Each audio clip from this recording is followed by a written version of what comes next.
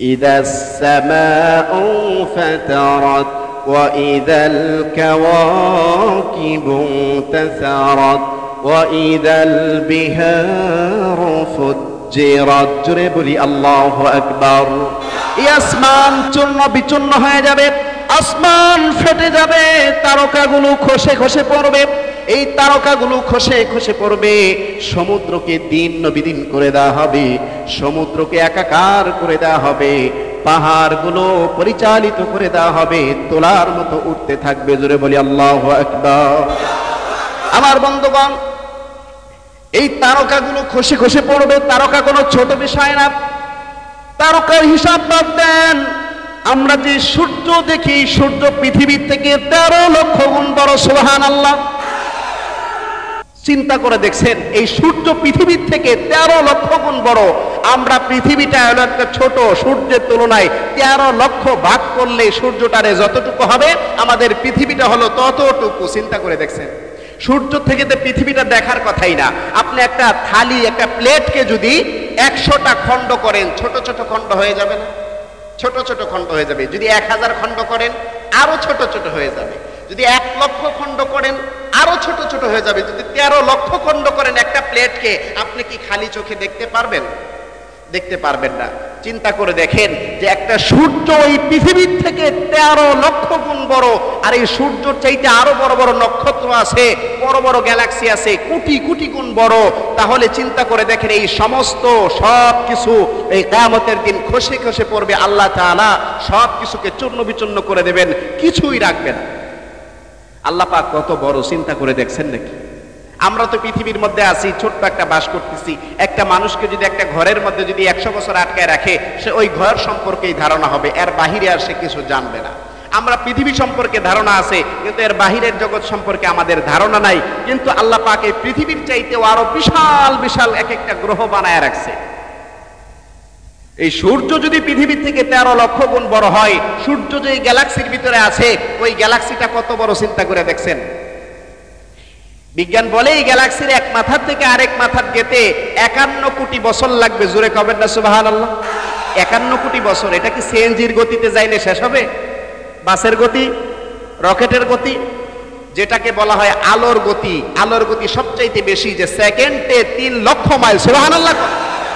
এই সেকেন্ডে 3 লক্ষ মাইল গতিতে তো যদি যাওয়া যায়, তাহলেও 51 কোটি বছর লাগবে। সুবহানাল্লাহ।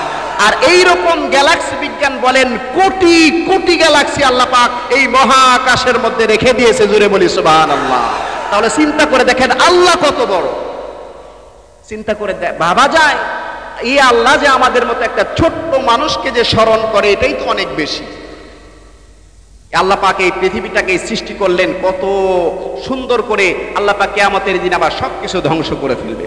আমার বন্ধুগণ, কিয়ামতের ময়দানে এমন অবস্থা হবে, মানুষ কেউ কাউকে পরিচয় দেবে না। গর্ভধারিণী মা প্রসব করে ফেলবে, বাচ্চা প্রসব করে ফেলবে, যে কয় মাসের হোক না কেন, তাদের চিন্তা এমন ভয়ঙ্কর আওয়াজ আসবে। ইসরাফিল আলাইহিস সালাম যখন সিংহায় ফু দেবে, অনুফিখা ফিস সূর। জোরে বলি আল্লাহু আকবার। সিংহায় ফু দেবে ইসরাফিল আলাইহিস সালাম। এরপরে আল্লাহ রাব্বুল আলামিন এই পৃথিবী ধ্বংস করে দিবেন। পৃথিবী ধ্বংস করার পরে আল্লাহ রাব্বুল আলামিন এই মানুষকে এতদিন বেঁচে থেকেছে, বেঁচে থাকার পরে আল্লাহ পাক রব্বুল আলামিন এই প্রত্যেকটা মানুষের হিসাব নিয়ে নেবে। এমনি এমনি আমাদেরকে ছেড়ে দেবে না। জোরে কোন কথা ঠিক কিনা? এই আল্লাহ পাক এই সূর্যের আলো আমাদেরকে বিনামূল্যে আমাদেরকে সুন্দরভাবে সার্ভিস দিচ্ছে। কোনোদিন জিবরাইল আলাইহিস সালাম কি বিলের কাগজ নিয়ে আসছে যে এই মাসে এত বিল আসছে? আসে নাই তো। কারণ আল্লাহ পাক আমাদেরকে বিনা সার্ভিস দিচ্ছেন।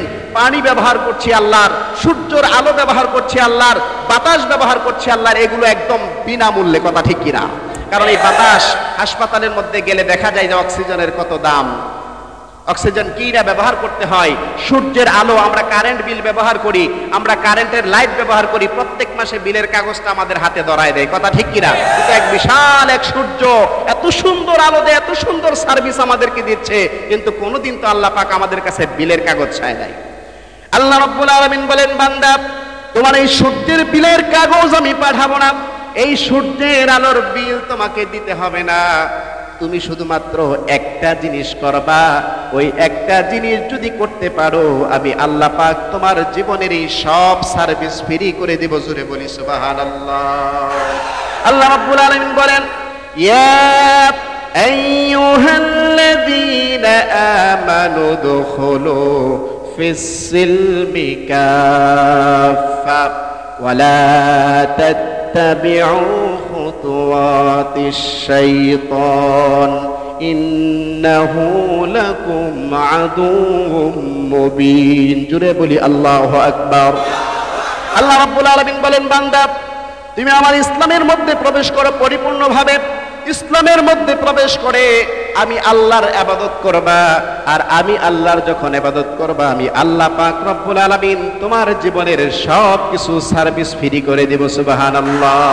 কত সুন্দর, কত সিস্টেম করে দিলেন।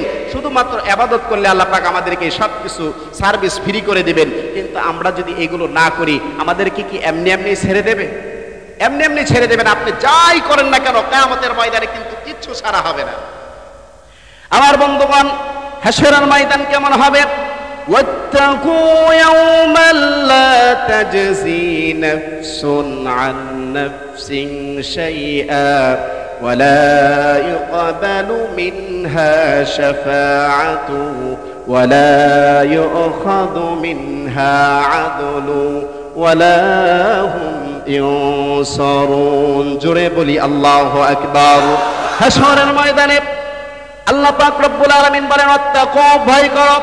হাশরের ময়দানে কেউ কারো কোনো কাজে আসবে না, কেউ কারো কোনো উপকার করতে পারবে না, কোনো বিনিময় সেদিন কাজে লাগবে না। দুনিয়ার ময়দানে যদি কোনো বিচার হয়, কিছু টাকা দিলে, সেই বিনিময় দিলে কিন্তু বিচার পাল্টে যায়। কিন্তু আল্লাহ পাক বলেন, না না, হাশরের ময়দানে কোনো বিনিময় দ্বারা বিচার পাল্টানো হবে না। তুমি জীবনে যা কিছু করেছ সব কিছু কিন্তু আল্লাহ পাকের কাছে হিসাব দিতে হবে। কোনো কিছু আল্লাহ পাক তোমাকে ছাড় দিবে না। ভালো কাজ যদি করে থাকো ভালো কাজের প্রতিদান দেবে, খারাপ কাজ যদি করে থাকো খারাপ কাজের প্রতিদান দেবে। কেউ কারো কাজে আসবে না। আল্লাহ পাক বলেন, ইয়াউমা ইয়াফিরুল মারউ মিন আখি ওয়া উম্মিহি ওয়া আবি ওয়া সাহিবাতিহি ওয়া বানি। জুড়ে বলি আল্লাহু আকবার।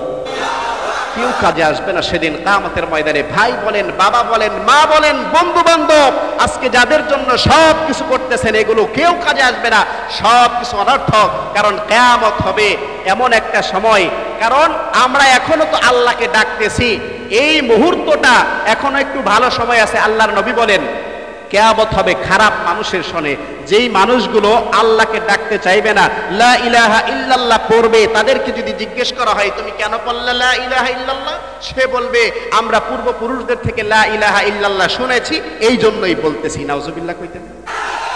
আমাদেরকে জিজ্ঞেস করলে আমরা তো বলি আল্লাহ ছাড়া কোনো ইলাহ নেই, কিন্তু ওরা বলবে যে আমরা পূর্বপুরুষদের থেকে শুনেছি এই জন্যই বলি। তাহলে চিন্তা করে দেখেন কতটুকু ভয়ঙ্কর হবে ওই সময়টা আসলে। কিয়ামত হয়ে যাবে, আর কিয়ামত হইলে হাসর হবে। হাসর হইলে জীবনের সব কিছু হিসাব কিন্তু আপনার আমার দিতে হবে। আমার বন্ধুগণ, কাউকে কোনো কিছু ছাড়া হবে না। আল্লাহ রাব্বুল আলামিন বলেন, ফামান ইয়া'মাল মিসকালা যাররাতিন খায়রান ইয়ারা ওয়া মান ইয়া'মাল মিসকালা যাররাতিন শাররান ইয়ারা। জোরে বলি আল্লাহু আকবার। বিন্দু ভালো পরিমাণ কাজ যদি করেন এর পুরস্কার আল্লাহ রাব্বুল আলামিন আপনাকে দিয়ে দিবে, আর যদি খারাপ কাজ যদি করেন এর তিরস্কারও কিন্তু আল্লাহ পাক রব্বুল আলামিন আপনাকে দিয়ে দিবে। কোনো কিছু ছাড়া হবে না। হাশরের ময়দানে যখন উঠবেন, আল্লাহ রাব্বুল আলামিনের সামনে যখন দাঁড়াবেন, আপনি কোথায় কি করেছেন সব কিছু কিন্তু ভিডিও আকারে উঠবে। এইগুলো কিন্তু আপনি মনে করেন না আমি যেদিন খারাপ কাজ করেছি ফেরেশতারা রেকর্ড করে নাই, আর যেদিন আমি ভালো কাজ করেছি সেই দিনই শুধুমাত্র রেকর্ড করেছে, এটা কোনোদিন মনে করেন না। যখন হাশরের ময়দান এসে যাবে সেদিন আপনার জীবনের সব কিছু হিসাব নেওয়া হবে, কোনো কিছু ছাড়া হবে না।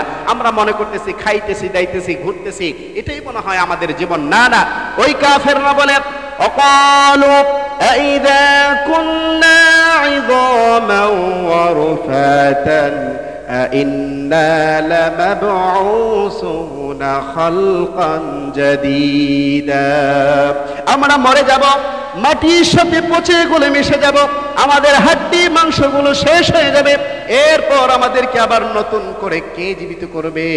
এরপর আমাদেরকে আবার কেউ কি জীবিত করবে কিনা? কিন্তু আল্লাহ পাক বলেন না না, তোমাদের ধারণা ভুল, আমি আল্লাহ পাক আবার তোমাদেরকে মরার পরে দ্বিতীয়বার তোমাদেরকে আবার উঠাবো। জোরে বলি সুবহানাল্লাহ।